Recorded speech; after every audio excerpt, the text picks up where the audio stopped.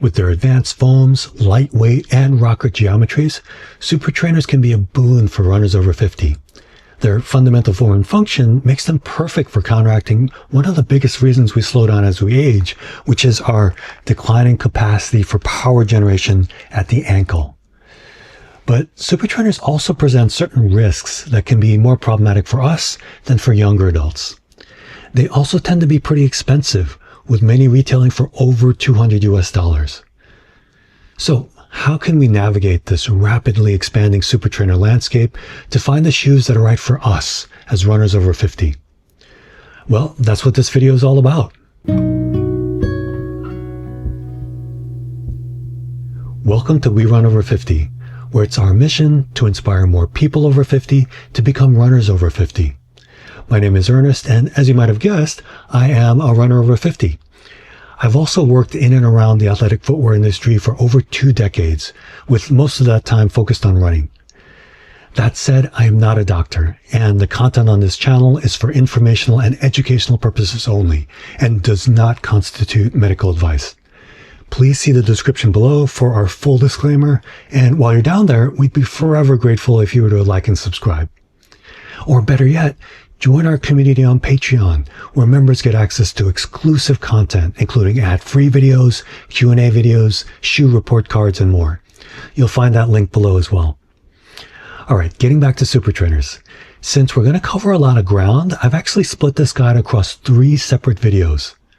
Episode 1, which you're watching now, provides a primer on what exactly a super trainer is, followed by pros and cons specifically for folks 50 and up. Then in episode 2, we shine a light on our top super trainer picks for runners over 50, including a discussion of the types of runners most likely to enjoy each pick. And finally, in episode 3, we highlight 4 honorable mentions, shoes that might not work for as broad an audience as our top picks, but could be brilliant for runners with specific preferences or needs. Assuming I've set this all up correctly, when you reach the end of one episode, YouTube should automatically start playing the next in the series. That said, if you want to jump to a specific episode, I've included direct links to each in the description below. For example, if you already know what a super trainer is, you're more than welcome to jump on over to episode 2 now and get straight into our picks. You won't hurt our feelings, promise. And speaking of jumping, each individual episode is also organized into chapters, any of which you can jump to directly using your video player. So after watching this intro, you don't have to watch it again when you get to episodes 2 and 3. All right, so what is a super trainer? The roots of the category are very shallow, stretching back less than 4 years. But the seed of what would become the super trainer was planted in 2017 with the introduction of a shoe called the Nike Zoom Vaporfly 4%. The 4% part of its name was based on hard science, including studies conducted outside of Nike, which showed that the shoe could reduce the energetic cost of running at a given pace by an average of 4%.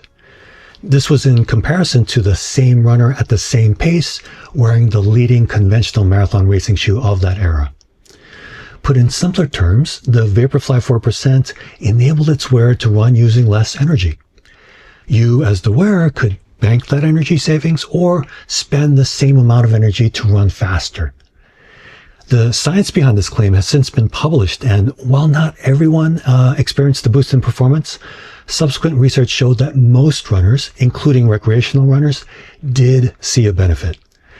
As the New York Times wrote in a comprehensive review of 500,000 marathon and half marathon running times, the analysis suggests that in a race between 2 marathoners of the same ability, a runner wearing Vaporflies would have a real advantage over a competitor not wearing them. And it wasn't just elites who benefited. As the Times article noted, the advantages for runners wearing Vaporflies were consistent for slower racers and fast ones, for men and women, for runners on their 2nd marathon or their 5th. And the exciting thing was that runners at all levels could feel the difference.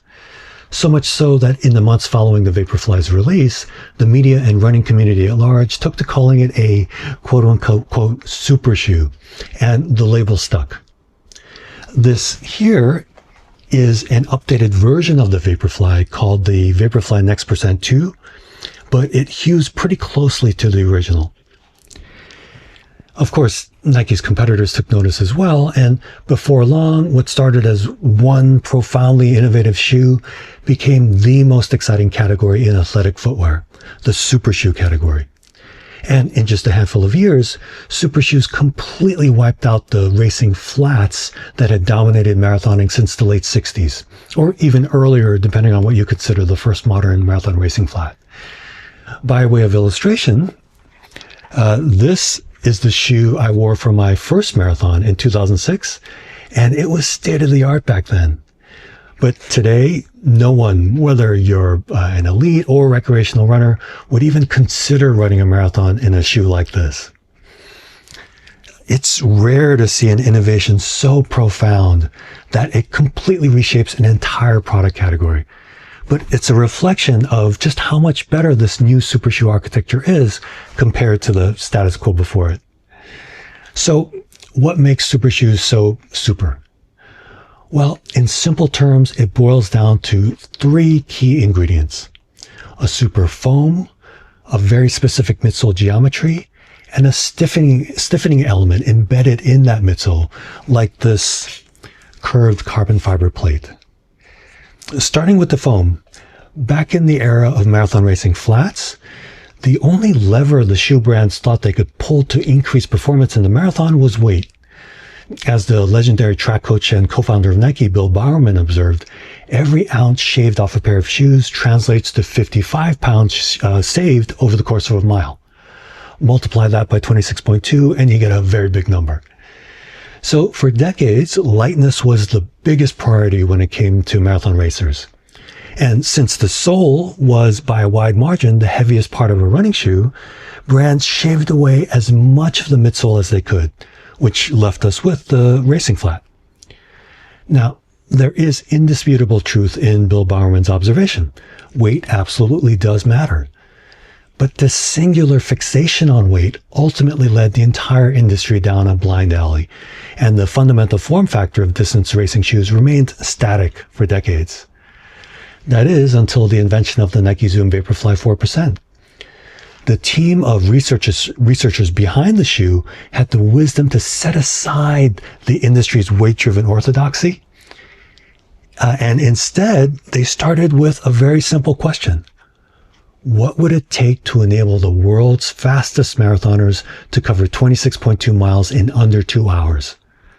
For context, at the time, the men's marathon record was 2 hours, 2 minutes, and 57 seconds. By starting with that simple question, they came to realize that energy rather than weight was the fundamental factor. They needed to reduce the energetic cost of running by about 4%. And that led to a radical idea. What if instead of viewing the midsole as a negative to be minimized, it was viewed as a positive, specifically as a source of energy savings? In this way of thinking, the midsole becomes essentially a battery that can store and release energy. And the bigger the battery, the more energy it can store. So that meant instead of the flattest midsole, they needed the tallest. Tall, but also crucially made of a foam that was compressible enough to capture as much of the energy of impact as possible, and then resilient enough to return that energy back to the runner. Finally, because they'd be using quite a lot of this foam, remember the bigger the battery, the more energy it can store, it would also have to be extraordinarily light. Circa 2016, nothing like this existed in the world of footwear. But armed with a very specific brief, Nike's material engineers soon uncovered a foam that offered just the right properties, and it was already being used in the aerospace industry. This wonder foam was adapted for use in a midsole, and the mother of all super foams was born. Today, shoe manufacturers have access to a broad portfolio of super foams, but the requisite attributes of compressibility, resilience, and ultra-lightweight remain consistent. So that's the first key ingredient to a super shoe, a super foam. But as I touched on, the geometry of that foam is crucial as well. For starters, like I mentioned, it has to be as tall as possible. And yet, every millimeter of height adds weight and the potential for instability, both of which could nullify any efficiency gains. So there is a balance to be struck. And for the original Vaporfly 4%, the team at Nike landed on a midsole stack height of 31 millimeters at the heel and 21 millimeters at the ball of the foot. That's low by today's standards, but it towered over the traditional racing flats of the day. Still, subsequent editions of the Vaporfly got even taller, and it's likely they'd be taller still today if World Athletics, the governing body for track and field and competitive running, had not imposed a height limit on super shoes in 2020. Specifically, their rule stipulates that the sole of any shoe used to compete in a road race must be no thicker than 40 millimeters. That's based on a European size 42 shoe, which typically converts to a US men's 8.5 and encompasses the total stack height, outsole plus midsole plus sock liner. It's important to emphasize that this rule only applies to shoes used in competition and is only enforced for elite level runners vying for ranking points or podium finishes at major races. So everyday runners like you and me don't have to worry that we'll be disqualified at our local marathon for running in a shoe that exceeds this 40 millimeter ceiling. The rule does have broad implications, though, in that super shoes, which are designed for use by elite athletes in competition, now all adhere to the stack height limit of 40 millimeters. For example, the heel stack height in this shoe, which was released in 2021, a year after this rule was introduced, is 40 millimeters. Super trainers, on the other hand, because they're not meant solely for racing, often exceed this 40 millimeter limit, as you'll see when we get to our reviews. Okay, so height is one critical factor when it comes to geometry. The second is the shape of the midsole, particularly through the front half of the shoe. As we've noted in previous episodes, research has shown that a pronounced forefoot rocker can reduce work at the ankle. And with that comes reduced loading on the Achilles and reduced energetic demands on the calf muscles. If we go back to the battery metaphor, one way to think about this is that the height of the midsole maximizes its capacity, while the forefoot rocker maximizes its efficiency.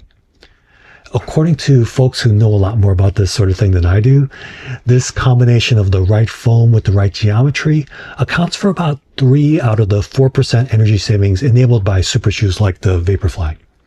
The last percent comes from our third and final ingredient, a stiffening element, like this plate I showed you earlier. In super shoes, this stiffening element or plate is invariably made of a very strong, very lightweight composite material called carbon fiber. Carbon fiber is the go-to for these sorts of components because it offers an unparalleled strength-to-weight ratio. Runners have really latched on to this carbon fiber plate as being a critical enabler, to the point that nowadays the term carbon plated shoe is used interchangeably with the term super shoe to describe this new breed of marathon racers.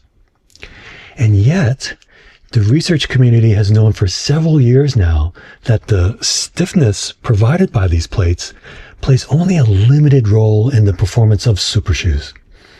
In a key study published in 2021, Laura Healy and Wouter Hoekkammer showed that cutting the carbon fiber plate and reducing the longitudinal bending stiffness did not have a significant effect on the energy savings in the Nike Vaporfly 4%. Hoekkammer's involvement in the study is significant because he was a key member of the external research team that worked with Nike to quantify the energy savings of the original Vaporfly prototypes. Now, Healy and Hoekkammer didn't say the plate plays no role. Instead, they concluded that it plays a limited role in the reported energy savings. And instead, those savings are likely from a combination and interaction of the foam, geometry, and plate. Okay, to sum up, a super shoe is super because it can enable its wearer to run using less energy. And you, as the wearer, can decide whether you want to just bank that energy or spend the same amount of energy to run faster. The ingredients that enable that energy savings are 1, a super foam that acts like a battery that stores and releases energy. 2, geometry that maximizes that battery's capacity through its height and its efficiency through a rocket shape. And 3, a stiffening element that interacts with the foam and geometry to provide that last little bit of energy savings.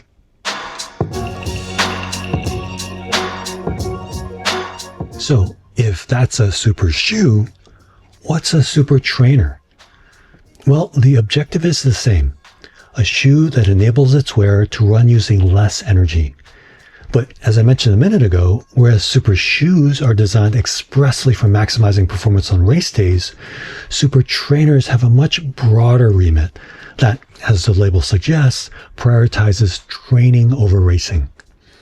In the spirit of a picture being worth 1,000 words, I've put together a framework to help illustrate how super trainers fit into the broader landscape of running footwear.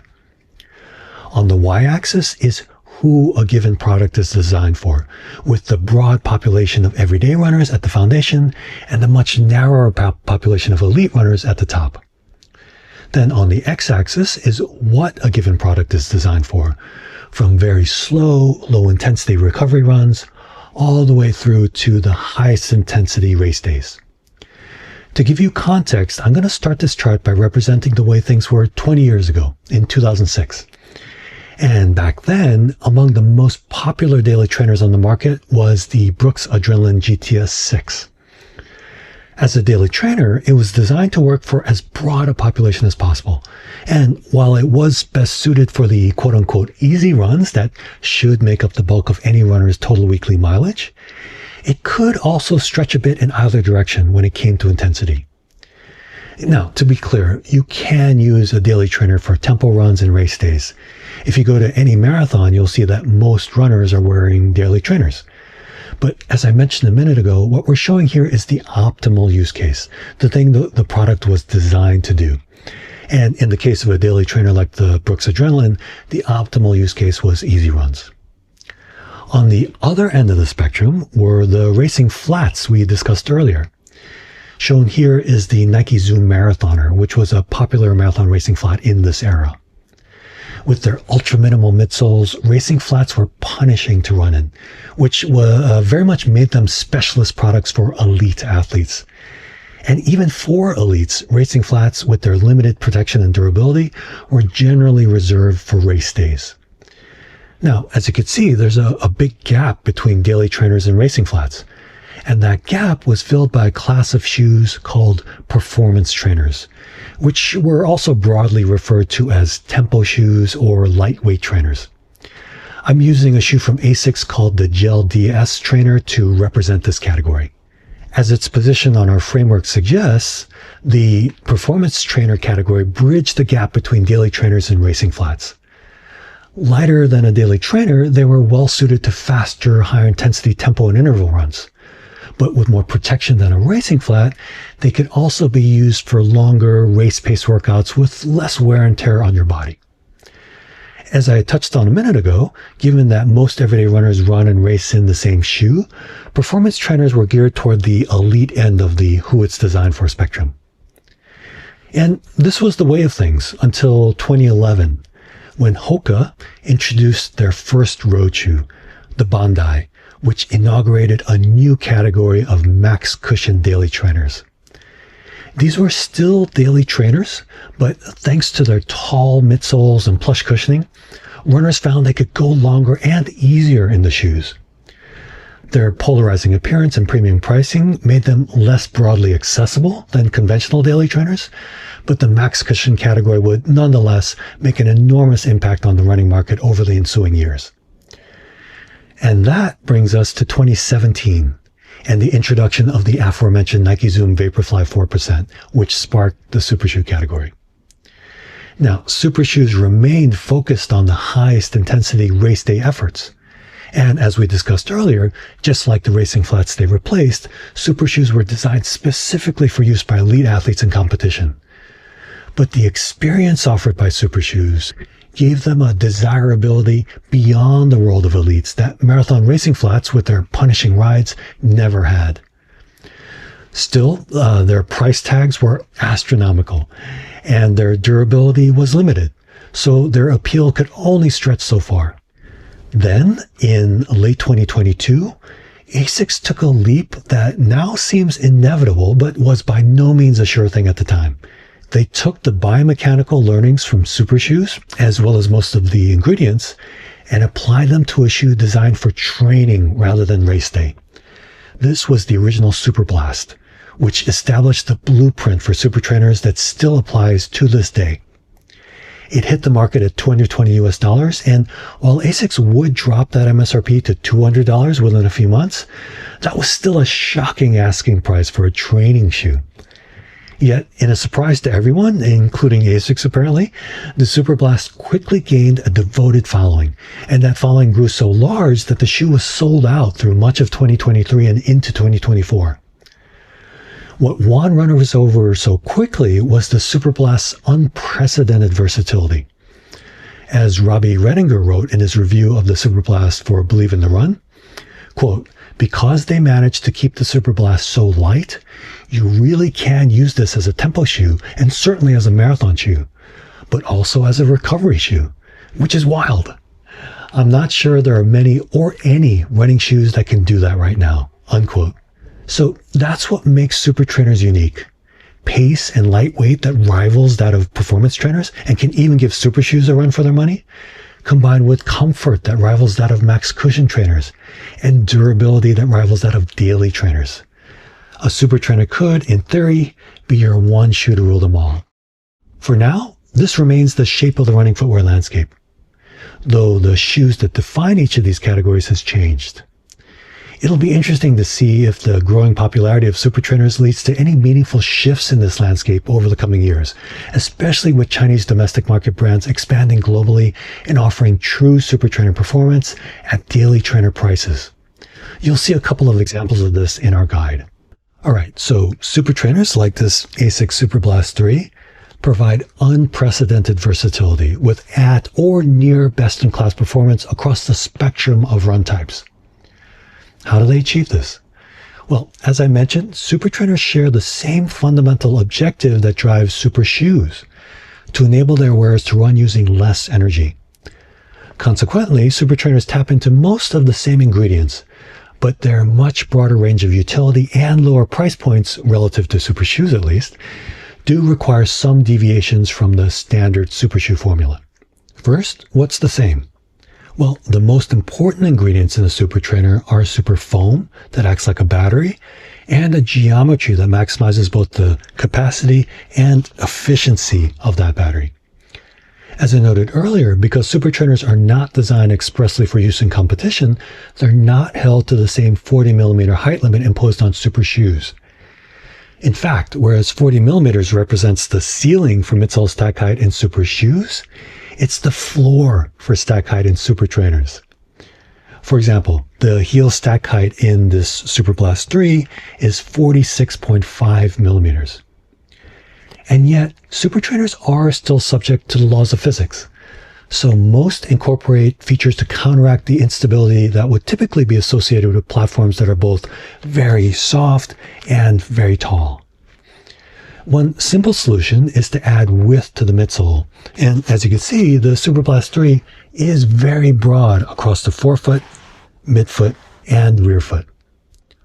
Another solution is to reinforce the very soft super foam with a layer of stiffer, more stable foam along the base of the midsole. And the Super Blast 3 does this as well. If you look closely, you can just see the dividing line between the stiffer foam along the base of the shoe and the very soft, resilient foam that your foot interacts with. This leads to another important difference between super shoes and super trainers, which is that super trainers generally do not include carbon fiber plates or other stiffening elements. Instead, they rely on the inherent stiffness of their very thick midsoles. The main reason super trainers forgo plates is cost. Carbon fiber in particular is very expensive. Some super trainers do feature stiffening elements made of less exotic materials like nylon, but most brands seem to have recognized that they're not essential. In fact, there's a growing perception amongst runners that carbon-plated shoes can increase injury risk. So the absence of a plate in super trainers is actually seen as a benefit by many. We'll talk more about this in just a minute. At a very high level, a super trainer is a super shoe that's taller, wider, and does not incorporate a carbon plate. That helps bring the price of super trainers down to roughly the halfway point between super shoes and conventional daily trainers.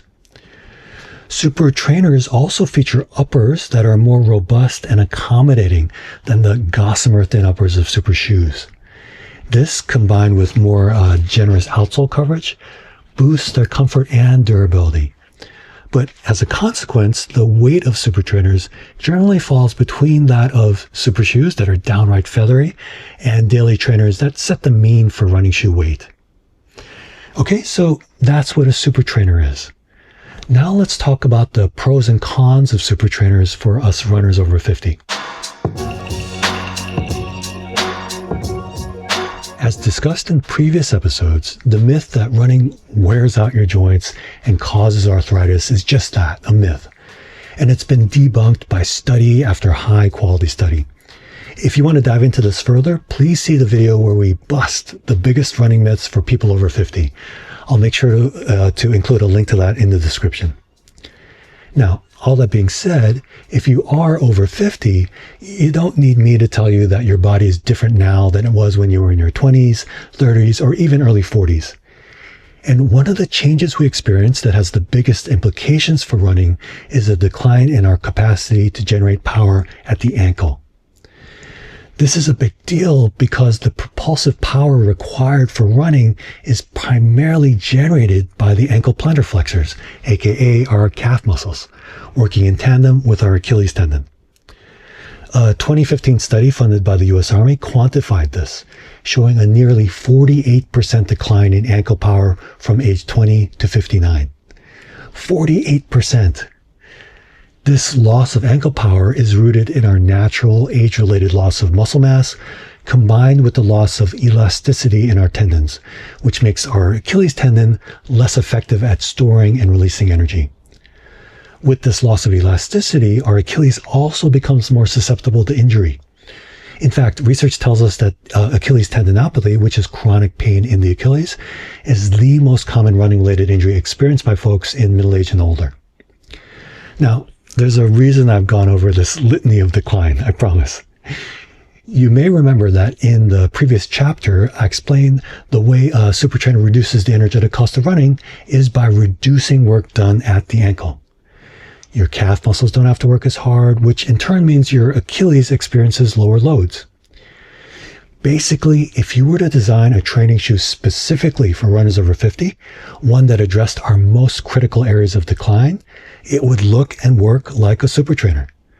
They reduce the demands on our calves and Achilles, and in the process make it easier to run. But there must be a downside, right? Well, the answer is maybe.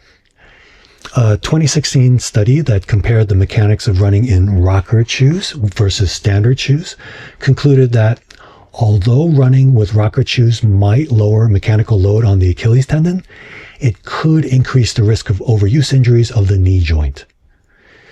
Building on this, a study published in 2024 titled Super Shoes in Distance Running, Is There a Possible Downside in Trained Women?, found that super shoes increase the magnitude of some injury-related biomechanical variables, and in particular, those related to knee injuries compared to traditional shoes. In their introduction, the authors acknowledged the growing concern I noted earlier that training in carbon-plated shoes might increase injury risk. They write that anecdotal reports from elite-level athletes, coaches, and clinicians suggest that consistent wear and training of super shoes may have contributed to incidences of knee and hip overuse injuries. But, of course there's a but, and it's a very big one, because the authors go on to write that although the magnitude of these injury-related variables was larger in super shoes compared to control shoes, it is difficult to conclude that the moderately larger magnitude would be responsible for an increased risk of injury development. Ultimately, they acknowledge that there is currently no scientific evidence or available mechanisms for greater knee or hip injury risks from super shoes. In simple terms, super shoes induce some changes in the way we move, and some of those changes have been associated with a higher risk of injury. But the magnitude of those changes were so small that the authors didn't believe they would actually increase a runner's injury risk. pouring even more cold water on this notion is a rigorous prospective study published last year titled, "Does Advanced Footwear Technology Cause or Protect Against Injuries?" I should note that a researcher from Nike Sport Research Lab was involved in this study, but the work was led by a team from the University of British Columbia, which has a long history studying running-related injury. And I think this is a particularly compelling study because it wasn't based on theoretical models. Instead, it measured real-world injury risk. They did this by recruiting 195 male and female recreational runners to participate in a 12-week half-marathon training program. The participants were randomly assigned either the Nike Alphafly 3, the shoe here, or a more conventional non-plated daily trainer. After each run, each participant checked in and reported whether or not they completed that run and any pain they experienced. The authors considered a participant injured if they missed 3 workouts in a row or sought out advice from a healthcare professional due to running-related pain. At the end of the 12-week training program, drumroll please, runners in the Alphafly 3 group had a 53% lower risk of injury than runners in the control footwear group. I can tell you that that is a gigantic difference in injury risk. And yet, scientists being scientists, they closed with the mother of all understatements, concluding that, based on these outcomes, it appears that there may be a protective effect from certain AFT models, where AFT is short for Advanced Footwear Technology, which is the term the research community uses for super shoes. Now, this study looked at one super shoe, the Nike Alphafly 3, and while that shoe does incorporate all of the ingredients that define a super shoe, including a stiff carbon fiber plate, we can't just extend their findings to the entire category. But it does show that a shoe with a midsole made of a superfoam that's tall, rockered, and has high longitudinal stiffness not only doesn't increase injury risk, it significantly decreased it by 53%. All of this is to say that while there's some smoke to suggest that super shoes and super trainers may increase the risk of some running-related injuries, there's also compelling evidence to the contrary. You may find this deeply unsatisfying, but when it comes to super trainers and the risk of chronic running-related injuries in folks over 50, ultimately the answer is that there is no blanket answer. It's going to depend on your shoe, your body, your gait, and your usage, among other variables. Now, one risk I think most runners over 50 should bear in mind, and especially women over 50, is fall risk. As we've discussed in previous episodes, for a range of reasons, our sense of balance begins to decline as we enter middle age. And the laws of physics dictate that, all other things being equal, a shoe that's both very tall and very soft will be less stable, thereby increasing your risk of falls. A 2024 study quantified this and concluded that a heel height of less than or equal to 4 centimeters, which equates to 40 millimeters, is a reasonable threshold for maintaining balance and stability, thereby mitigating the associated risk of falls. And yet, as I mentioned earlier, 40 millimeters represents the floor for midsole stack height in super trainers. Given how consequential fall risk is for runners over 50, I make sure to speak to it in all of the reviews in this guide. But if it's a pressing concern for you, for example, if you already have a history of falls, I'd caution you against running in a super trainer. Now, there's one last thing I need to mention here. In my review of the Brooks Glycerin Flex, I shared my concern that super trainers may contribute to chronic underloading of the Achilles and calf, as compared to conventional daily trainers in general, and the Brooks Glycerin Flex in particular. In very simple terms, both the science and our intuition tell us that when it comes to the health and performance of our tendons as we age, we need to use them or lose them. They need to be appropriately stressed. And the research I've seen suggests that super trainers, with their focus on reducing work at the ankle, don't allow for that appropriate level of stress at our Achilles. Now, there is debate as to whether running in any shoe can provide enough of a stimulus, both in terms of intensity and duration, to induce positive adaptations at the Achilles. But several studies have shown increases in the capacity of that key tendon in runners versus non-runners. And I'm persuaded that periodically running in non-super footwear can, for us folks over 50, slow and perhaps even reverse the age-related declines in our Achilles. All right, I know I've covered a lot of ground and hit you with a lot of science, so let's quickly recap the potential pros and cons of super trainers for runners over 50. When it comes to the pros, as we've highlighted over the course of this episode, by their design and material composition, super trainers, like the super shoes they're derived from, reduce the work required at the ankle to run at a given pace. This means your calf muscles don't have to generate as much force, and your Achilles experiences less strain. This reduction of work at the ankle also reduces the overall energetic cost of running at a given pace. Famously, the original Nike Zoom Vaporfly 4% was so named because studies showed that it reduced the energetic cost of running by an average of about 4%. Now, I'm not aware of any running economy studies focused specifically on super trainers, but based on my experience running in all kinds of different shoes, I'm confident that super trainers do offer meaningful energy savings. Just bear in mind that the extent of this benefit will vary from person to person and shoe to shoe based on a wide range of variables. Super trainers also offer unparalleled versatility, with pace and lightness rivaling that of performance trainers and even giving super shoes a run for their money, combined with comfort that rivals that of max cushion trainers and durability that rivals that of daily trainers. A super trainer could, in theory, be your one shoe to rule them all. Finally, I haven't really touched on this till now because it's anecdotal, but in my experience, super trainers can also inspire us to run more. With their plush, protective, yet also resilient rides, they literally make running easier. But perhaps more importantly, they make running more fun. And I think that can be a huge source of motivation for folks in middle age and up who are new to running or maybe coming back to it after years or even decades away from the sport. This benefit may not have any science behind it, but I wouldn't underestimate its potency. Okay, how about the cons? Well, as I mentioned earlier, there is a growing sentiment amongst runners that training in carbon-plated super shoes can increase injury risk, and to some degree that concern extends to super trainers as well. While there is some smoke here, there's also compelling evidence to the contrary. And it's worth noting that the component at the center of most of these concerns, the stiff carbon fiber plate, is typically not included in super trainers. Ultimately, my suggestion here is, if you know you're susceptible to running-related injuries at the knee or hip, but are nonetheless interested in super trainers, approach them with care. By which I mean, don't buy a pair and try to run a marathon in them the next day.